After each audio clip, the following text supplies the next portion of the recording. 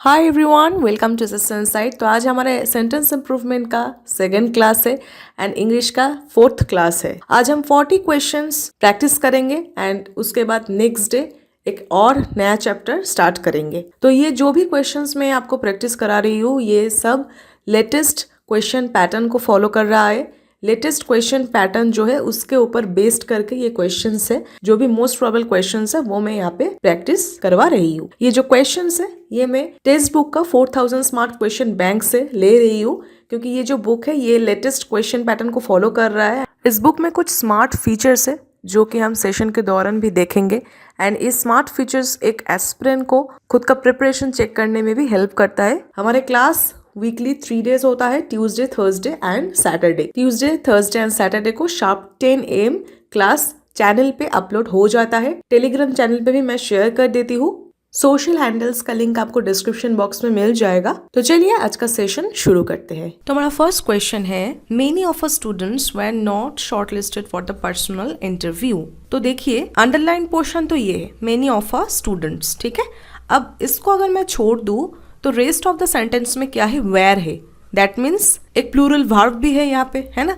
तो मुझे यहाँ पे प्लूरल नाउन चाहिए, ठीक है। तो स्टूडेंट्स तो यहाँ पे होगा, ओके। इसलिए बी वाला ऑप्शन मैं एलिमिनेट कर रही हूँ, ओके। अब देखिए यहाँ पे बोला है कि मेनी ऑफ अ स्टूडेंट्स, हाँ, मेनी ऑफ अ स्टूडेंट्स। अब एक बात बताइए, ए एन ये क्या है, ये इनडेफिनेट आर्टिकल्स है, ठीक है। ये तो कोई मल्टीपल चीजें और प्लूरल चीजें आइडेंटिफाई करने के लिए तो हम ए एन यूज नहीं करते हैं, है ना। ए एन ये सब सिंगुलर आर्टिकल्स है, ठीक है। तो मुझे यहाँ पे क्या चाहिए, मुझे यहाँ पे दा चाहिए, ओके, जो कि डेफिनेट आर्टिकल है। एक होता है many of the students, okay, और एक होता है मेनी अ मैन और मेनी अ स्टूडेंट, ऐसे भी होता है, ठीक है। बट यहाँ पे प्लूरल वर्ब है, that's why we have to use students plural noun, okay. तो according to that first one is the correct answer. Many of the students were not shortlisted for the personal interview, okay. Next, the director will agree with the proposal if we do not exit the budget, okay. अब देखिए यहाँ पे दोनों ही फंडा है, ठीक है। Agree with someone होता है एंड एग्री टू समथिंग होता है, ओके। अगर नॉन लिविंग है तो एग्री टू, अगर लिविंग बीइंग है तो एग्री विथ। यहाँ पे क्या है, द प्रपोजल, जो कि नॉन लिविंग है, तो मुझे क्या चाहिए, एग्री टू चाहिए, ओके। याद रहेगा, ये एंग्री के साथ भी यही रूल फॉलो करता है, ठीक है। Angry with someone, angry to something, ठीक है। तो क्या होगा, the director will agree to the proposal if we do not exit the budget. तो अकॉर्डिंग टू दिस रूल क्या होगा, C is the correct answer, okay. जो भी रूल आपको नया लगे, जो भी रूल आपको ऐसा लगे कि आपको पता नहीं है, वो डेफिनेटली आप नोट करते रहना, क्योंकि ऐसे बहुत सारे छोटे छोटे रूल्स होता है जो आपको पता नहीं होता है और कंप्लीटली पता नहीं होता है। उसके लिए ही आप क्लासेस करते हैं, जिससे कि आपको कुछ नया पता चले, जिससे कि आपको जो भी वेग कॉन्सेप्ट्स है वो सब क्लियर हो जाए, ठीक है। थोड़ा सा हटके अगर क्वेश्चन आए तो नंबर ऑफ करेक्ट अटेम्प्ट्स कम हो जाता है, ठीक है। तो आपको इस परसेंटेज में ही पढ़ना है, आपको ये आंसर करेक्ट करना ही है, ठीक है। तो हमारा जो करेक्ट ऑप्शन है वो है सी, एग्री टू द प्रपोजल, ठीक है। Next, He did not like the novel, nor I did. अब देखिए he did not like the novel, nor I did है, ठीक है। अब ये nor क्या है, एक एडवर्ब है जिसमें हम इन्वर्शन अप्लाई करते हैं, ठीक है। इन्वर्शन क्या है, इन्वर्शन सिर्फ यही है कि सब्जेक्ट के पहले वर्ब यूज होता है, ठीक है। यहाँ पे होगा nor did I। ये इन्वर्शन हम और भी कुछ जगह पे यूज करते हैं, जैसे कि अगर मैं ऐसे बोलूं, had I been there you would have been escaped.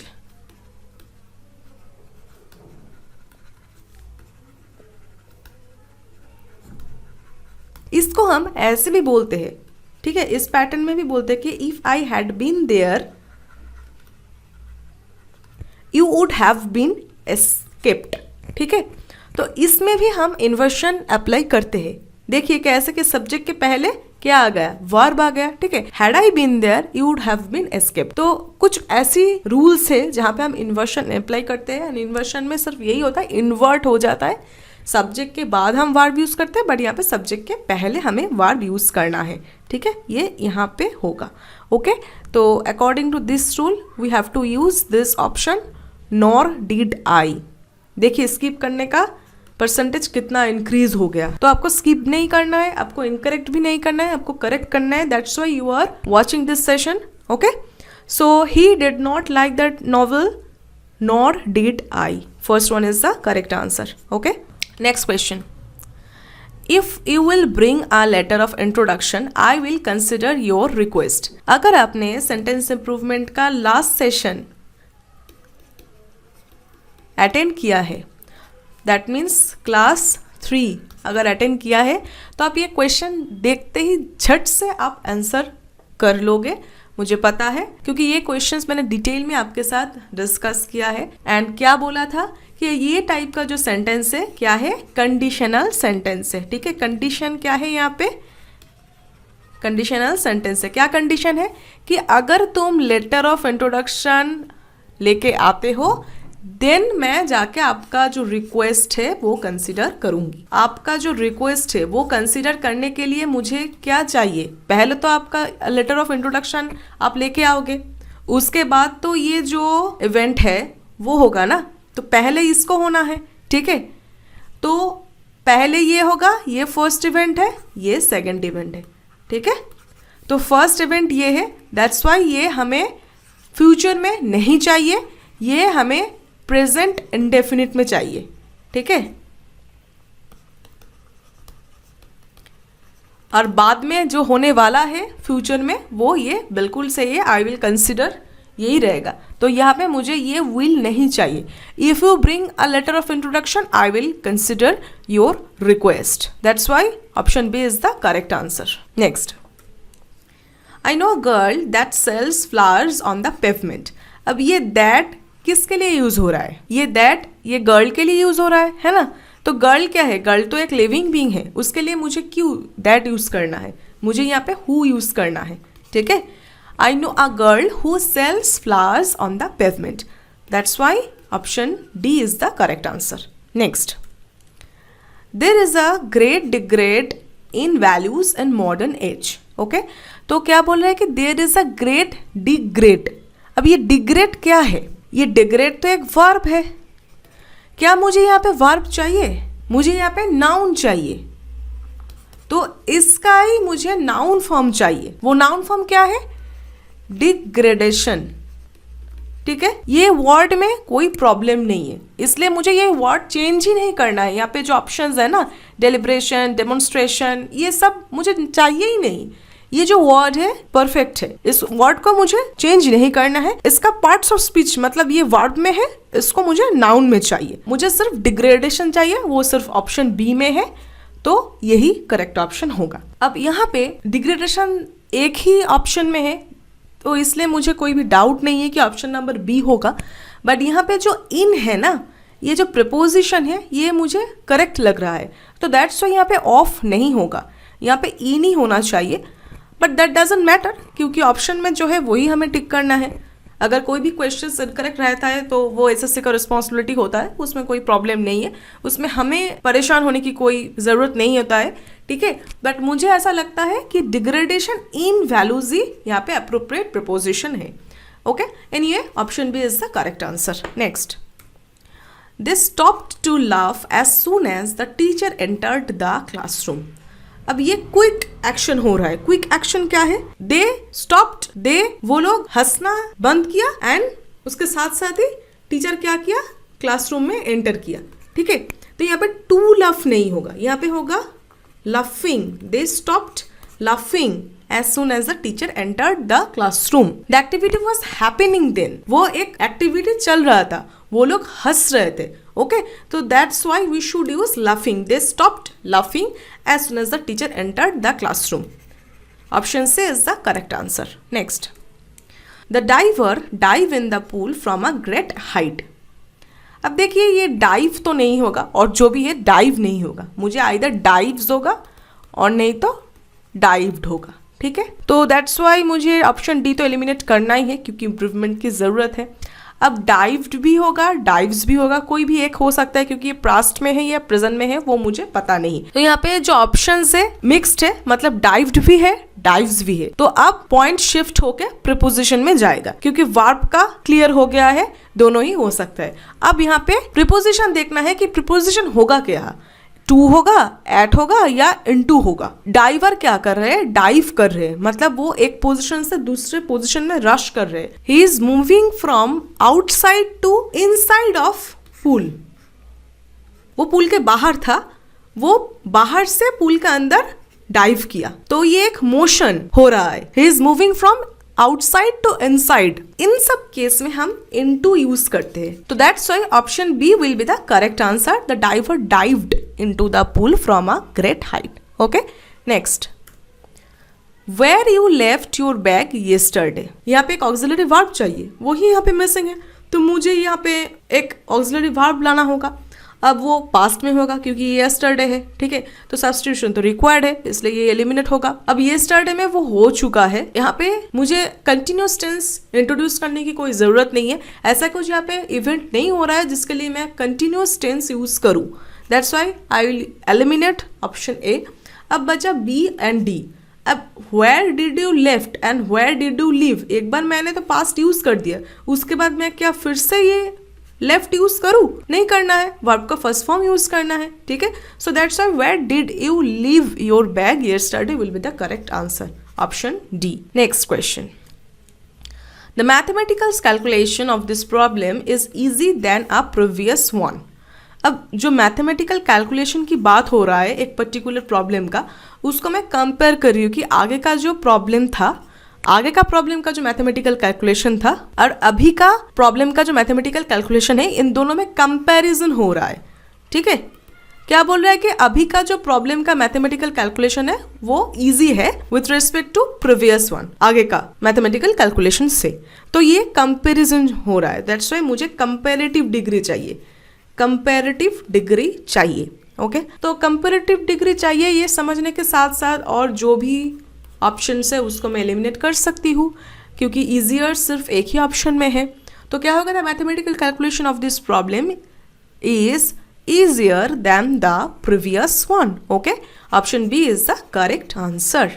Next question, he sings always when he is having a shower. ये पढ़ते ही आपको फर्स्ट जो डाउट होना चाहिए वो ये है कि ये थर्ड पर्सन सिंगुलर नंबर है, तो यहाँ पे वर्ब के साथ एस ऐड होना चाहिए। तो ये तो पहले ही आपके नजर में आना चाहिए कि ये एक ऐसा मिस्टेक है जो पढ़ते ही आपको दिखना चाहिए, ठीक है। तो यहाँ पे सिंग्स होगा, तो यहाँ से हम बी नो इम्प्रूवमेंट एलिमिनेट कर सकते हैं, ये भी एलिमिनेट कर सकते हैं, एंड ऑप्शन नंबर ए ये भी मैं एलिमिनेट कर सकती हूँ। क्यों? क्योंकि एक ही सेंटेंस के अंदर दो बार मैं प्रेजेंट कंटिन्यूअस टेंस यूज कर रही हूँ। क्या बोल रही है कि always he is singing when he is having a shower. तो ये जो पोर्शन है ना पहले तो ये पोर्शन का मुझे कंटिन्यूअस में कोई नीड नहीं है। जब वो नहा रहा है, ठीक है, ये एक कंटिन्यूअस चीज है, तब वो गाना गाता है, ठीक है। तो that's why we do not need present continuous tense here, so we will go for present indefinite. क्या? He always sings when he is having a shower, ठीक है। अब एक ही सेंटेंस में सिर्फ ये एक एरर नहीं है, ठीक है। वैसे भी यहाँ पे हम एरर नहीं फाइंड आउट कर रहे हैं, हम सेंटेंस को इम्प्रूव कर रहे हैं।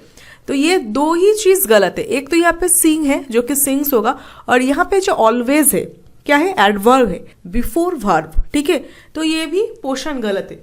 बट ऐसा टाइप का क्वेश्चन है कि अगर आपको ये भी मालूम नहीं है कि एडवर्ब पहले बैठना चाहिए कि नहीं, सिर्फ आप वर्ब से भी ये क्वेश्चन का आंसर करेक्ट कर सकते हो, ठीक है। तो एक तो यहाँ पे सिंग्स होगा और उसके साथ साथ वो पहले बैठेगा, ठीक है। तो क्या होगा? He always sings when he is having a shower. Option C is the correct answer. Next, the government seems to have no interest for the welfare of the common man. The government seems, बिल्कुल ठीक है। क्या करते हैं कि हम जो भी सेंटेंस है ना, वो सेंटेंस को एनालिसिस करने की कोशिश करते हैं। ओके, ऐसा भी हो सकता है कि सिर्फ अंडरलाइन है तो अंडरलाइन को ही लेके हम डिस्कस कर सकते हैं। बट अगर पूरा ही सेंटेंस को आप अच्छे से देखोगे तो उस एक क्वेश्चन में से भी आपको बहुत कुछ सीखने को मिलता है, ठीक है।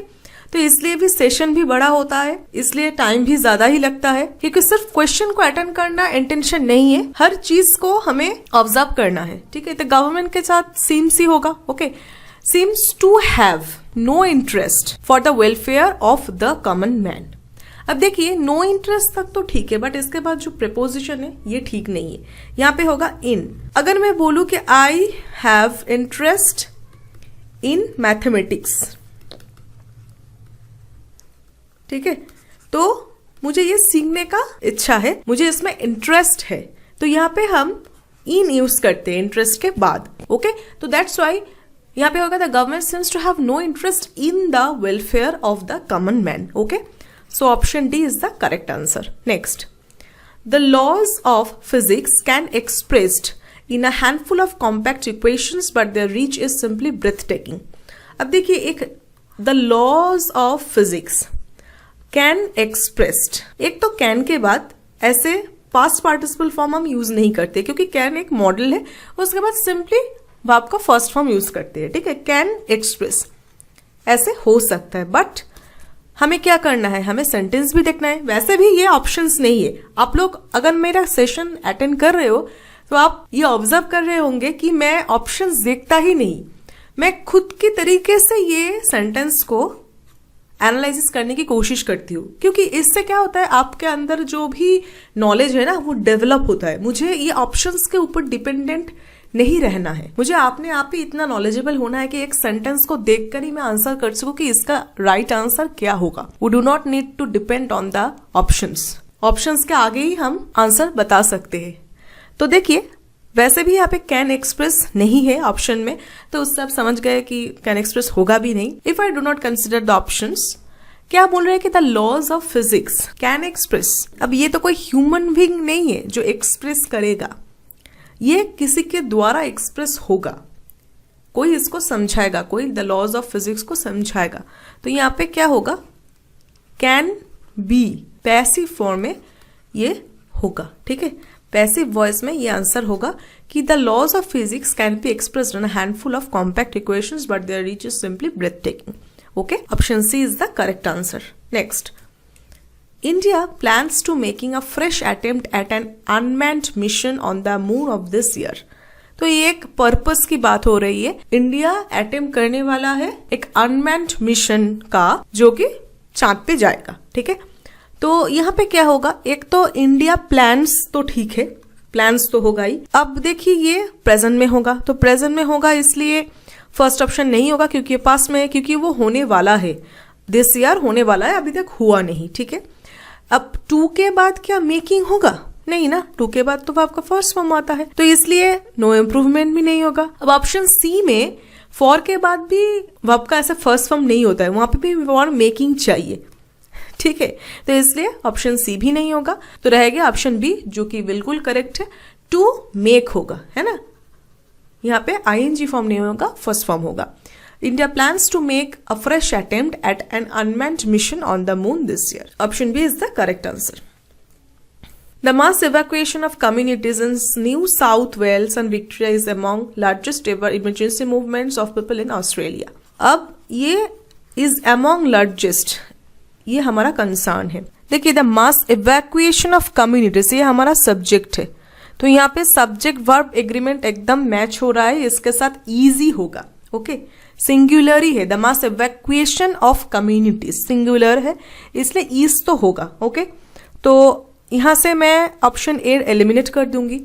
अब एमोंग लार्जेस्ट, पहली बात तो यह है क्या यहाँ पे एमोंग होगा, एमोंग होगा या बिटवीन होगा, यहाँ पे एमोंग होगा, क्यों, क्योंकि ये बोल रहा है कि largest ever emergency movements of people in Australia, मतलब ऑस्ट्रेलिया में जितने भी इमरजेंसी मूवमेंट्स हुआ है उसमें से, तो ये मल्टीपल है, नॉट ओनली टू, ओके। तो इसलिए अमोंग भी ठीक है, इज भी ठीक है, अमोंग भी ठीक है। प्रॉब्लम कहाँ पे है, प्रॉब्लम ये सुपरलेटिव डिग्री लार्जेस्ट में है, सुपरलेटिव डिग्री के आगे हमें द यूज करना है, definite article the, okay. Is among the largest होगा, ठीक है। तो option C is the correct answer, okay. Is among the largest ever emergency movements of people in Australia. Next, I am really look forward to my holidays as I have got a long break after months. अब देखिए यहाँ पे I am already है and यहाँ पे तो कोई underline नहीं है कि हम इसको इम्प्रूव करें, तो आई एम है तो उसके बाद तो मुझे ING तो चाहिए ही ना प्रेजेंट कंटिन्यूअस के लिए। तो यहाँ पे क्या होगा, आई एम रियली लुकिंग और कुछ भी नहीं, सिर्फ यही होगा, लुकिंग फॉरवर्ड टू। ओके, तो that's why option A is the correct answer. Tired in being harassed by my batchmates, I finally decided to call the teacher. ये जो harass है इसका स्पेलिंग बहुत इंपॉर्टेंट है, ये आता है harass, ठीक है। देखिए एक होता है harass और एक होता है embarrass। ये दो बहुत बार पूछा जा चुका है SSC में, ठीक है। इसका जो R एंड एस का जो नंबर्स है वो थोड़ा सा कंफ्यूजिंग है, याद नहीं रहता है समटाइम्स, तो दैट्स वाई ये जो स्पेलिंग मैंने लिखा है ये आप अब भी लिख लो कि क्या है, दोनों में डबल एस है, ठीक है। आप ना प्रोनाउंस ही ऐसे करना जिससे आपको याद रहे, ठीक है। किसी को बोलने की जरूरत नहीं है, आप खुद के लिए ऐसा प्रोनाउंस करो जिससे आपको याद रहे, ठीक है। हैरस में एक ही आर है बट 2 एस है, बट एम्बैरस ऐसे करके अगर आप प्रोनाउंस करते हैं कि एक एम्फेसिस हो रहा है तो इसलिए डबल आर यहाँ पे है, ठीक है। और यहाँ पे तो डबल एस है ही।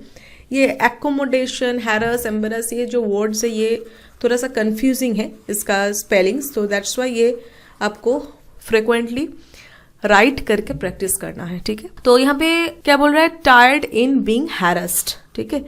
तो देखिए कुछ वर्ड्स है जैसे कि अफ्रेड, टायर्ड और सिक, ये सब के बाद ना प्रीपोजिशन ऑफ यूज होता है। आई am afraid of doing this, I am tired of doing this, I am sick of this nonsense behaviour, ठीक है। ये टाइप का वर्ड के साथ हम ऑफ यूज करते हैं, I am afraid of doing this. तो यहाँ पे इसलिए इन नहीं होगा, tired of being harassed by my batchmates, I finally decided to call the teacher. Okay, so that's why option A is the correct answer. Next, Rapunzel had beautiful golden long hair. अब इसका correct attempt का percentage and skip करने का percentage से ही पता चल रहा है कि कितने लोगों को ये सीक्वेंस के बारे में पता है। मतलब ये देख के तो आप समझ सकते हो कि प्रॉब्लम क्या है। प्रॉब्लम ये जो एडजेक्टिव्स है, क्या इसका सीक्वेंस ठीक है। अब इसका सीक्वेंस ठीक है कि नहीं, अब होगा भी तो क्या होगा, उसको लेकर ही कंफ्यूजन है। सबको पता है कि सीक्वेंस को लेकर ही कुछ ना कुछ है, एडजेक्टिव का कुछ सीक्वेंस मेंटेन होता है, उसको लेकर ही कुछ ना कुछ है, बट क्या है वो पता नहीं है क्योंकि वो याद नहीं रहता है, थोड़ा सा लंबा है इसलिए। तो ये जो क्वेश्चन है अगर मैं ऑप्शन के बेस पे करूं तो देखिए ब्यूटीफुल तो गायब ऐसे नहीं हो जाएगा, ऐसे ग्लाइडेड भी नहीं हो जाएगा, तो इसलिए ऑप्शन ए एंड ऑप्शन से मैं एलिमिनेट कर सकती हूँ। बट ऑप्शंस अब दो बचा है, एक तो ब्यूटीफुल गोल्डन लॉन्ग होगा, नहीं तो ब्यूटीफुल लॉन्ग गोल्डन होगा। अब इसमें से क्या होगा मुझे क्या पता, क्योंकि मैं तो वो दो एलिमिनेट करने के बाद भी एक ही जगह पे अटकी हूँ, क्योंकि मुझे जो सीक्वेंस है उसके बारे में पता नहीं। तो क्या करें, तो मुझे सीक्वेंस जानना है। क्या होता है एडजेक्टिव का कुछ सीक्वेंस मैटर करता है, कि जैसे कि ये साइज, ठीक है, ये जो कलर, ये सब अगर एक ही सेंटेंस का अंदर है तो वो कैसा सीक्वेंस में मेंटेन होता है, किस ऑर्डर में मेंटेन होता है। तो देखिए मैं यहाँ पे लिख रही हूँ, आप भी लिख लेना, ठीक है। अगर ये सब एक ही सेंटेंस का अंदर है तो आपको ये ऑर्डर में उसको यूज करना है, ठीक है।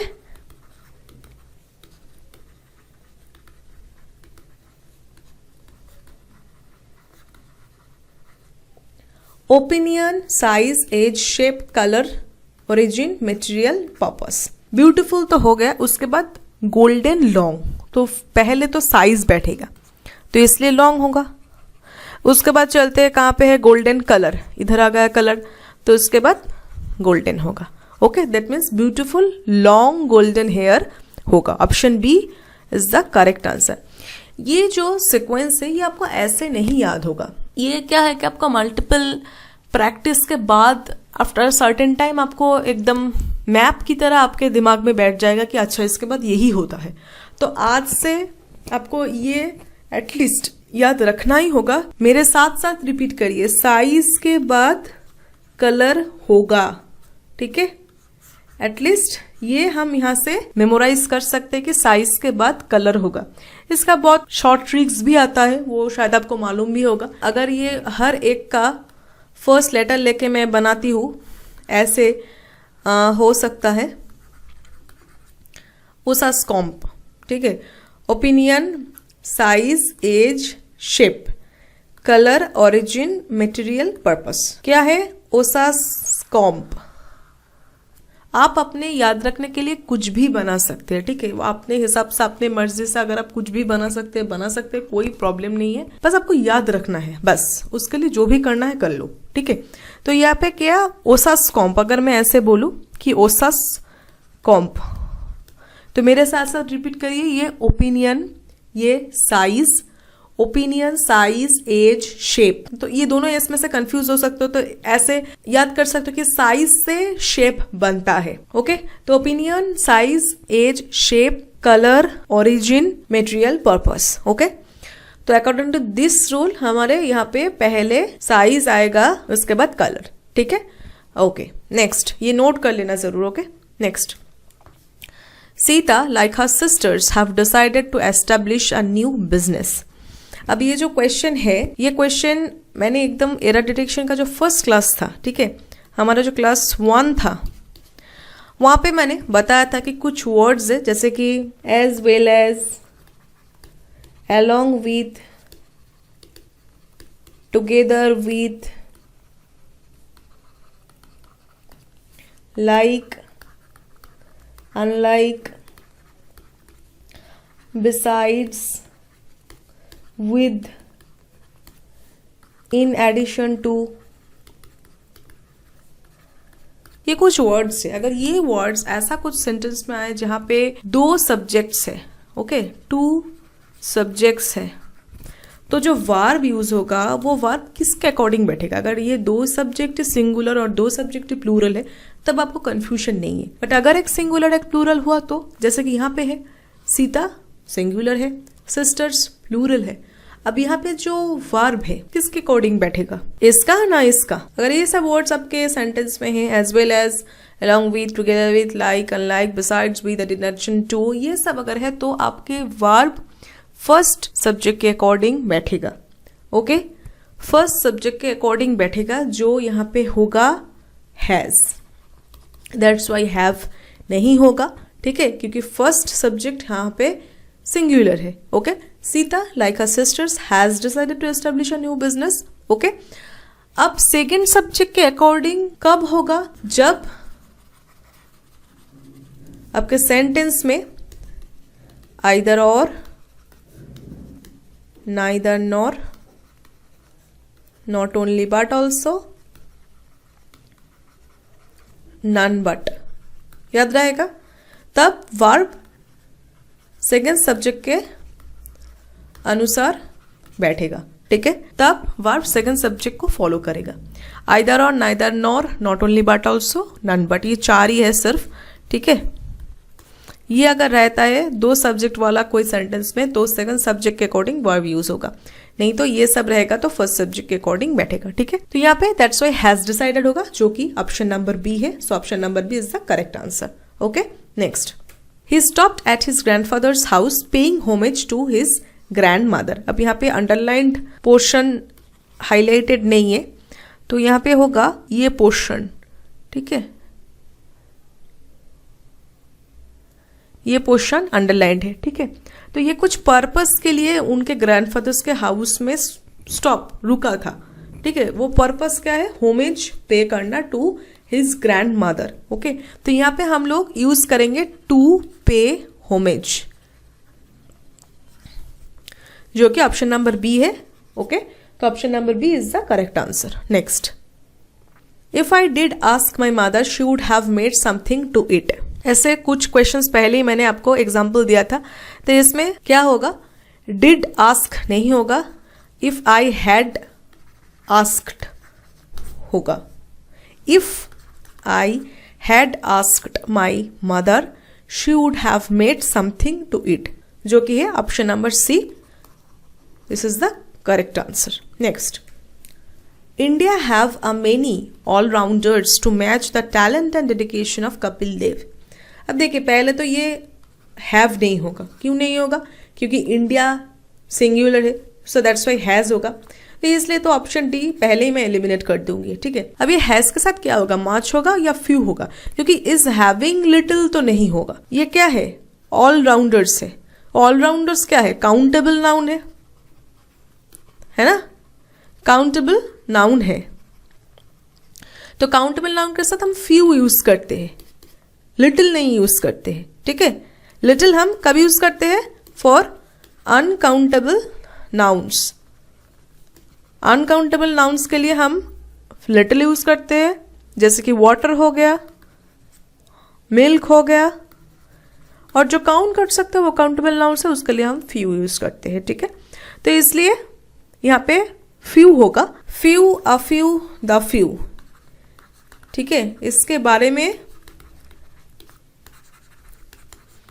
डिटेल में मैंने बोला है लास्ट क्लास में, पता नहीं आप लोगों ने देखा है कि नहीं, बट अगर किसी ने भी वो देखा है ना, उसको जिंदगी में कभी भी ये डाउट नहीं आएगा कि कहाँ पे अ फ्यू होगा और अ लिटिल होगा, कहाँ पे फ्यू लिटिल होगा और कहाँ पे द फ्यू और द लिटिल होगा। तो यहाँ पे क्या होगा कि India has few allrounders to match the talent and dedication of Kapil Dev, which is option number C. Okay, next, I want to learn yoga when I was in school. Okay, तो देखिए एक ही क्वेश्चन का ये पास्ट में है, ये present में है, तो मुझे यहाँ पे पहला वाला जो पोर्शन है सेंटेंस का उसको इम्प्रूव करने के लिए बोला है, नेक्स्ट वाला तो नहीं। तो नेक्स्ट वाला जो कि पास्ट में है तो पहला वाला भी पास्ट में ही होगा, सिंपल है। तो इसलिए वांट तो नहीं होगा, अगर होता है तो वांटेड हो सकता है, जो कि ऑप्शंस में अवेलेबल नहीं है, ठीक है। तो इसलिए नो सब्स्टिट्यूशंस रिक्वायर्ड तो पहले ही एलिमिनेट हो जाएगा। नीड भी नहीं होगा, क्योंकि अगर होता तो नीडेड होगा। यहाँ पे बोल रहा है एक ऐसा हैबिट की बात हो रहा है जो मैं रेगुलरली पास्ट में करती थी, when I was in school, ठीक है। तो तब मैं क्या बताऊंगी, I used to learn yoga when I was in school, it was my habit, it was like my daily routine in past, जो अभी नहीं है, जब मैं स्कूल में था तब था, ठीक है। तो इसलिए मैं यहाँ पे कोई भी ऐसे रेगुलर चीजें जो पहले था, पास्ट में था, उसको हम ऐसे यूज करते हैं। तो I used to learn yoga when I was in school. Okay, option number A is correct. Next, no sooner had he she finished one project that she started the next. तो ये पे verb तो बिल्कुल ठीक है, subject verb agreement भी बिल्कुल ठीक है। प्रॉब्लम जो है वो यही एक ही है कि नो सूनर के साथ हम देन यूज करते हैं, नॉट दैट। तो नो सूनर के साथ हम देन यूज करते हैं, और व्हेन यूज करते हैं कब, बेयरली, रेयरली, स्कार्सली, ये सब के साथ हम, और एक है हार्डली, ये सब के साथ हम वेन यूज करते हैं, ठीक है। तो ये याद रखना कि no sooner than and hardly, scarcely, barely, rarely, इसके साथ वेन, ठीक है। तो यहाँ पे होगा than. Okay, no sooner had she finished one project than she started the next. Okay, जो कुछ क्वेश्चंस पहले मैंने आपको बोला था ना, इन्वर्शन, देखिए यहाँ पे इन्वर्शन यूज हुआ है, हैड पहले है, वर्ब पहले है सब्जेक्ट का, ठीक है। यहाँ पे इन्वर्शन रूल अप्लाई होता है, जैसे कि हैड बीन और वुड हैव मेड के साथ मैंने आपको देखा था, वैसे ही नो सूनर के साथ भी ऐसे इन्वर्शन हम लोग यूज करते हैं। ओके, ये बिल्कुल करेक्ट है, ये भी आपको ऑब्जर्व करना है। ओके, तो option number B is the correct answer. Next, Raja thought that was quite the cheap dress. अब देखिए क्वाइट द चीप तो नहीं होता है, ऐसे डेफिनेट आर्टिकल्स ऐसे नहीं यूज होता है, यहाँ पे होगा quite a cheap, quite a cheap. Raja thought that was quite a cheap dress. Okay, option number B is the correct answer. Next question, little John cannot see without his spectacle. मेरे previous session में भी मैंने ये questions discuss किया था कि इस type का कुछ वर्ड्स है, जैसे कि स्पेक्टेकल, पैंट्स, ट्राउजर्स, ये सब जो है ना, ये पेयर में आते हैं, दोनों आंखों के लिए दोनों ग्लासेस चाहिए। तो ऐसे जो वर्ड्स है स्पेक्टेकल्स, पैंट्स, ट्राउजर्स, इसको हम अगर सिंगुलर समझाना है तो ऐसे स्पेक्टेकल एस यहाँ से रिमूव कर देंगे तो सिंगुलर हो जाएगा, ऐसा नहीं होता है, ठीक है। अगर मुझे सिंगुलर समझाना है तो हम लिखते हैं अ पेयर ऑफ स्पेक्टेकल्स और अ पेयर ऑफ ट्राउजर्स, ऐसे करके हम लिखते हैं, ठीक है। तो यहाँ पे जो ऑप्शंस है उसके अकॉर्डिंग यहाँ पे ऑप्शन नंबर ए आंसर होगा, ठीक है। विदाउट हिज स्पेक्टेकल नहीं, विदाउट हिज स्पेक्टेकल्स होगा, okay. Option A is the correct answer. देखिए कितना कम टाइम में ये अटेम्प्ट कर सकते हैं, ओके। ओनली 13 सेकंड्स, 13 सेकंड्स में आपको नहीं लगेगा, सिर्फ आपको ये सेंटेंस पढ़ने में जितना टाइम लगेगा, पढ़ते ही आप जब ये एंड में आ जाओगे आप समझ जाओगे कि आंसर क्या होगा, ठीक है। ये सब टाइप का क्वेश्चंस कभी भी गलत नहीं करना है, ठीक है। ये बहुत ही पर्टिकुलर क्वेश्चंस है, बहुत ज्यादा एक्सेप्शंस भी नहीं होता है इस टाइप का क्वेश्चन में, okay. Next, both the brother-in-laws went for a bike ride after the day's work। तो इस क्वेश्चन का आंसर मैं नहीं करूंगी, क्योंकि ये क्वेश्चन का आंसर क्या होगा वो आप लोग मुझे कमेंट करके बताओगे। कमेंट करिए कि इसका आंसर कौन सा होगा, ओके। क्योंकि ये बहुत बार मैं बोल चुकी हूँ, बहुत बार आपको एक्सप्लेन कर चुकी हूँ, अब आपको ये आ जाना चाहिए, ठीक है। तो ये क्वेश्चन का आंसर मैं नहीं दे रही हूँ, मुझे ये क्वेश्चन का आंसर कमेंट सेक्शन में चाहिए, ठीक है। Next, the eggs are warmed to a suitable temperature for the larva to hatching from eggs, okay। अब देखिए जो अंडरलाइन पोर्शन है टू हैचिंग फ्रॉम एग्स, सबको पता है टू के बाद वर्ब का फर्स्ट फॉर्म होता है, तो क्या होगा, टू हैच होगा, एंड वो भी एक ही ऑप्शन में है जो कि है ऑप्शन नंबर ए, ओके। तो option number A is the correct answer, okay. The eggs are warmed to a suitable temperature for the larva to hatch from eggs. Next, As a child, I used to spend a lot of time with my grandparents. As a child बोल रहा है, मतलब ये past के बारे में बात हो रहा है, ठीक है। तो मुझे यहाँ पे पास्ट वाला वर्ब भी तो चाहिए ना, वर्ब का पास्ट फॉर्म भी चाहिए, जो यहाँ पे नहीं है। आई यूज है, जो क्या होगा, आई यूज्ड होगा, ओके। तो इसलिए नो सब्स्टिट्यूशन एलिमिनेट हो गया। फर्स्ट ऑप्शन जो कि प्रेजेंट में है वो भी एलिमिनेट हो गया, बचा बी और डी। अब इसमें से कौन सा होगा, अब देखिए हमें पता है अभी अभी किया है कि टू के बाद वर्ब का फर्स्ट फॉर्म चाहिए, तो स्पेंड क्या हो गया, स्पेंड तो नहीं है, फर्स्ट फॉर्म क्या है, स्पेंड है, फर्स्ट फॉर्म स्पेंड है, तो that's why B will be the correct answer. As a child I used to spend a lot of time with my grand parents, option B is the correct answer, okay. Next, The points who were discussed in the class were very important। अब देखिए the points, यहाँ पे कुछ points के बारे में बात हो रहा है ना।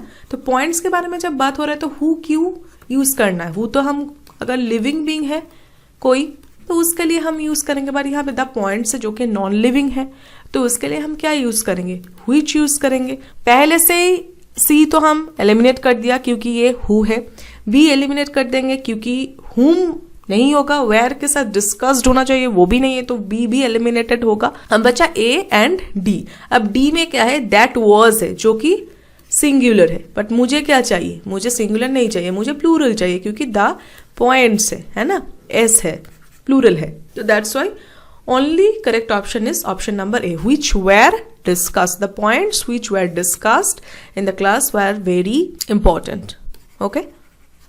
Next, the harder you work better you become. यहाँ पे दो कंपेरेटिव डिग्री है, ओके।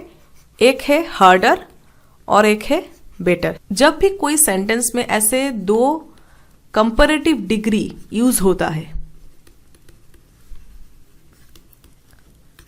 दैट मीन्स यहाँ पे दो ही सिमिलर थिंग्स हो गया, कोई घटनाएं हो गया, उसके बारे में बात हो रहा है जो कि इंटर रिलेटेड है, ठीक है। द हार्डर यू वर्क मतलब आप जितना हार्ड वर्क करोगे, बेटर यू बिकम आप उतना अच्छा होगे, दैट मीन्स ये इंटर रिलेटेड है। आप जितना हार्ड वर्क करोगे आप उतना ही बेटर होगे, है ना। आपका हार्ड वर्क के साथ ये आपका बेटर होना इंटर रिलेटेड है। ये जो डेवलपमेंट है ये कनेक्टेड डेवलपमेंट है, ये डेवलपमेंट एक के साथ एक कनेक्टेड है। तो इस टाइप का सेंटेंस में हम जो भी कंपैरेटिव डिग्रीज है उसके सामने हम डेफिनेट आर्टिकल दा यूज करते हैं, ओके। आ बेटर का कोई मीनिंग नहीं बनता, ठीक है, इंडेफिनेट आर्टिकल है। More better, better itself a comparative degree है, ठीक है, उसको हम ऐसे मोर बेटर लिखेंगे तो सुपरफ्लूअस हो जाएगा, ठीक है। तो only option left is option number A, okay.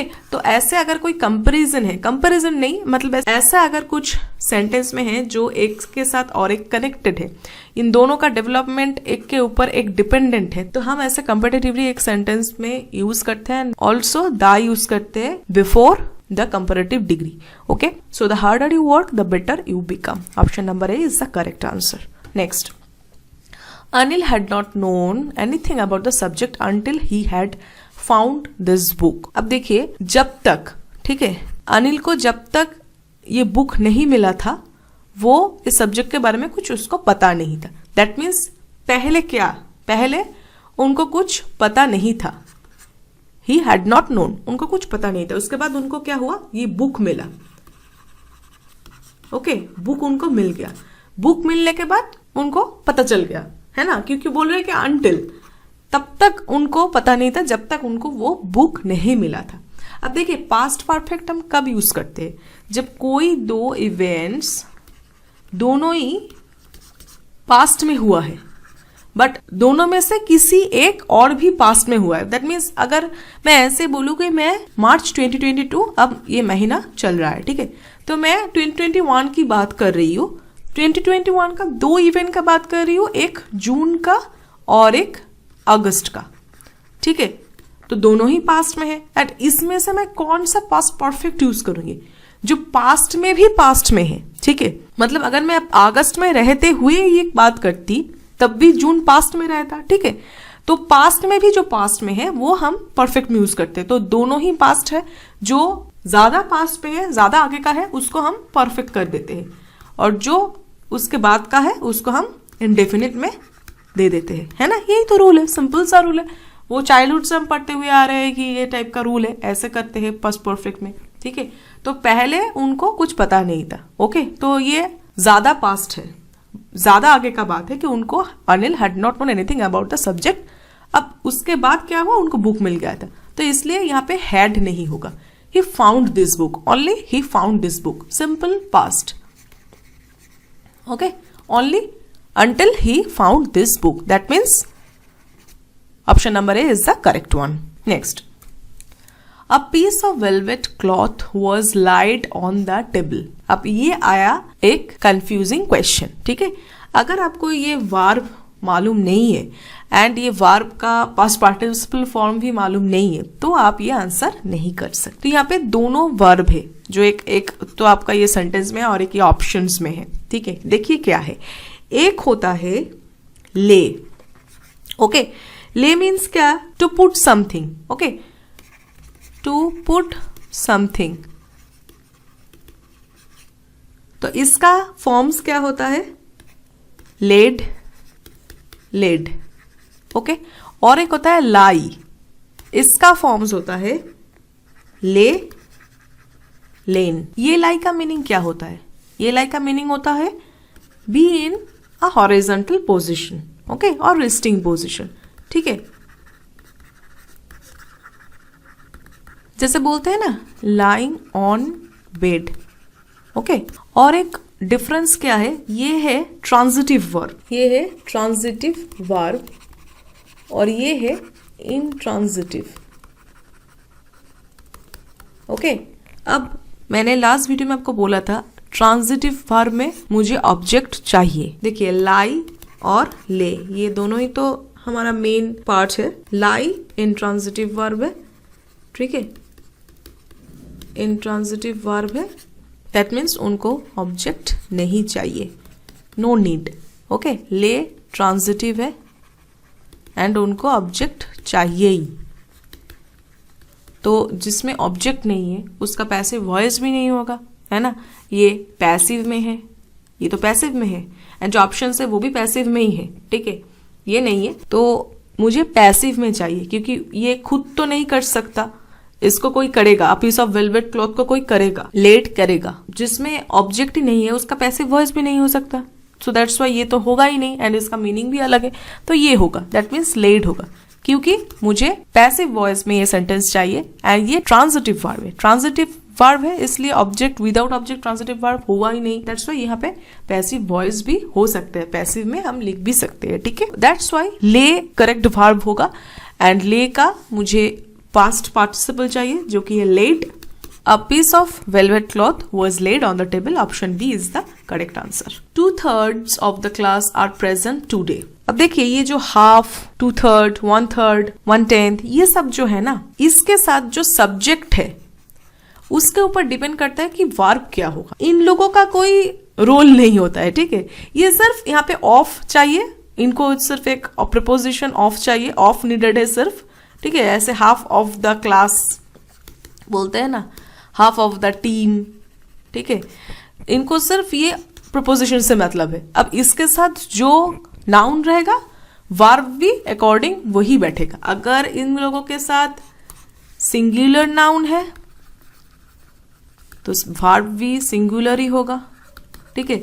अगर प्लूरल नाउन है तो वर्ब भी प्लूरल ही होगा. ओके, ये सिर्फ इन्हीं नाउन के ऊपर डिपेंड कर रहा है. अब ये जो क्लास है ना, ये है कलेक्टिव नाउन, ठीक है. कलेक्टिव नाउन ये क्लास हो गया, ये टीम हो गया, कमिटी हो गया, ये सब कलेक्टिव नाउन है. तो कलेक्टिव नाउन के साथ मोस्टली हम सिंगुलर वर्ब यूज करते हैं, बट वो सेंटेंस के ऊपर डिपेंड करता है. अगर सेंटेंस में ऐसा कुछ समझा रहा है कि unanimously the output is same, जैसे कि कोई डिसीजन की बात हो और कोई प्रेजेंट होने का बात हो, जैसे कि क्लास में प्रेजेंट होने की बात हो रहा है, अगर टीम में अगर कोई प्रेजेंट होने की बात हो रहा है, ठीक है.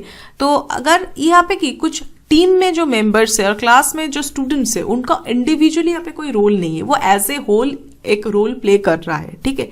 तो अगर इस टाइप का सेंस बन रहा है, ठीक है, जैसे कि कमिटी का कोई डिसीजन हो, तो कमिटी का जो डिसीजन है वो यूनैनिमसली सेम एक ही हो रहा है, कोई भी उसमें कोई कंफ्लिक्ट नहीं हो रहा है, सभी एक ही डिसीजन पे ही अटके हैं, ठीक है.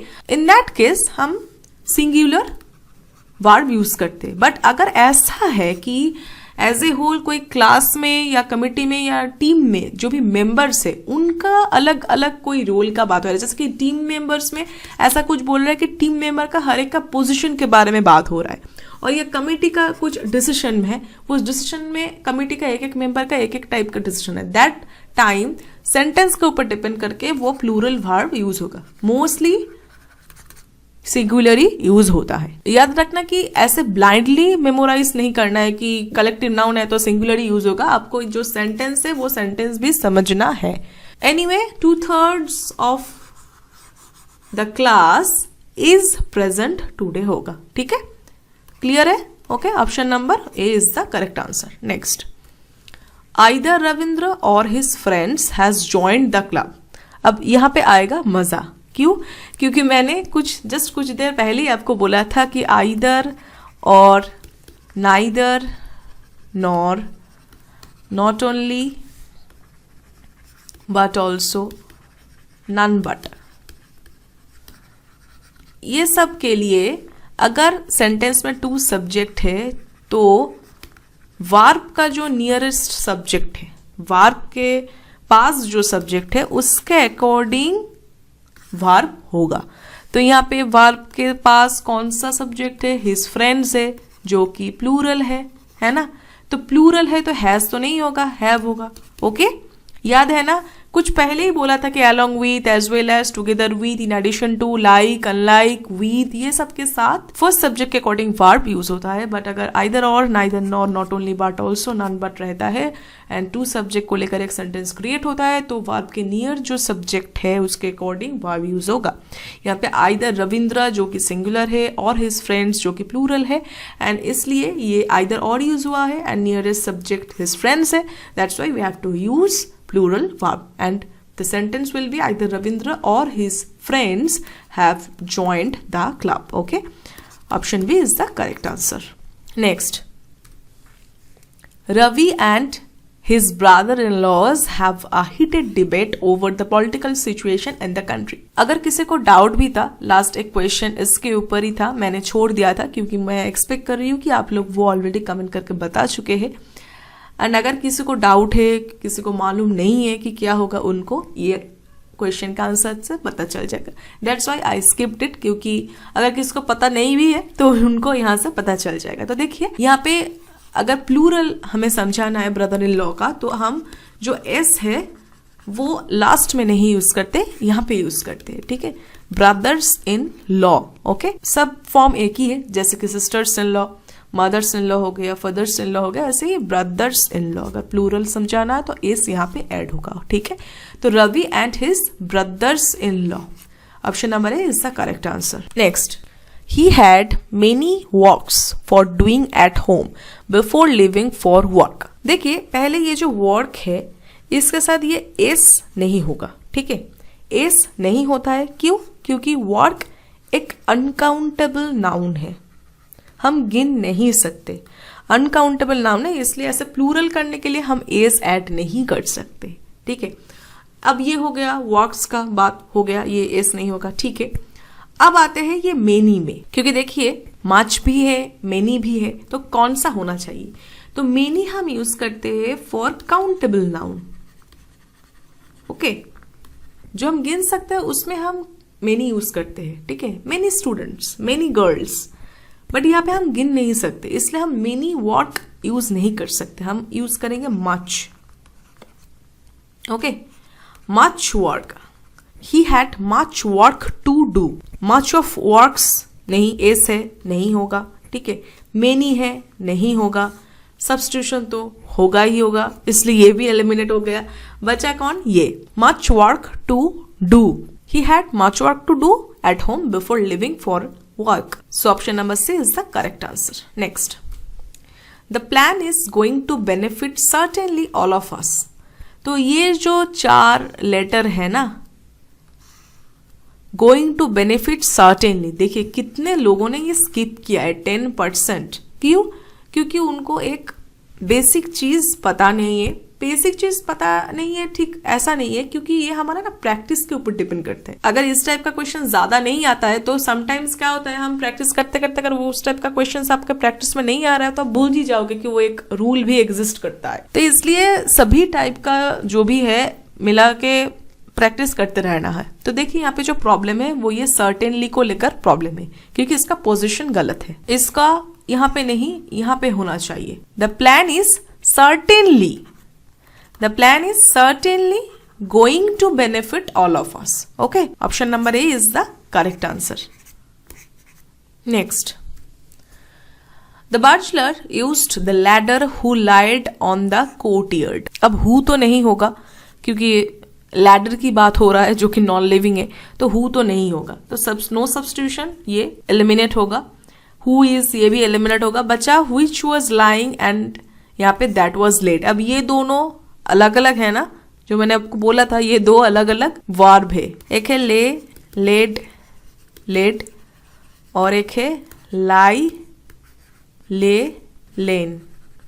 ओके, तो इसका मतलब होता है टू पुट समथिंग, और इसका मतलब होता है to rest in horizontal position. तो ये अप्रोप्रिएट होगा, ठीक है। लेड नहीं होगा, ये वाला भी नहीं होगा, ठीक है। तो इसलिए इसका जो आईएनजी फॉर्म है, लाइंग होता है, तो which was lying in the courtyard होगा। The bachelor use the ladder which was lying in the courtyard. Option A is the correct answer. अब हमारा लास्ट क्वेश्चन आ गया, ठीक है। After walking a few steps in the forest, our guide sensing some sort of movement in the foliage behind us. ये हमारा underline part है। एक तो यहाँ पे सेंसिंग है, इसके आगे इज, वाज कुछ भी नहीं है, तो सेंसिंग तो हो नहीं सकता, दैट्स नो इम्प्रूवमेंट, एलिमिनेट होगा। वाज सेंस्ड, पैसिव में क्यों होगा? पैसिव होने का कोई सेंस नहीं बन रहा है यहाँ पे, ठीक है, तो ये भी रिमूव्ड। हैड बीन सेंसेस तो होता ही नहीं, ग्रामेटिकली इनअप्रोप्रिएट हो, तो बचा कौन? Option number D. Okay, sensed simple है, simple past, sensed. After walking a few steps in the forest our guide sensed some sort of movement in the foliage behind us. Okay, so ये simple past में होगा, that's why option D is the correct answer. अब मुझे comment करके बताना कि foliage होता क्या है, ठीक है, फॉलिएज का क्या मीनिंग है। तो ये हमारा लास्ट क्वेश्चन था। नेक्स्ट डे हम एक नया चैप्टर शुरू करेंगे एंड ऐसे ही क्वेश्चंस करते रहेंगे weekly 3 days, Tuesday, Thursday and Saturday. Okay, so I hope कि आप सभी लोग क्वेश्चंस एक बार खुद से अटेम्प्ट कर रहे हैं, जो कि मैंने आपको पहले भी बोला है कि खुद से एक बार अटेम्प्ट करना, वीडियो को पॉज करके, उसके बाद एक्सप्लेनेशन जरूर देखना, एंड उसके बाद अगर आपको लग रहा है कि कुछ आपको पता नहीं है, इसमें से कोई भी पॉइंट्स जरूर नोट डाउन करना एंड फ्रिक्वेंटली रिवाइज भी करना, ठीक है। तो बहुत अच्छे से पढ़ाई करते रहिए। That's all, thank you.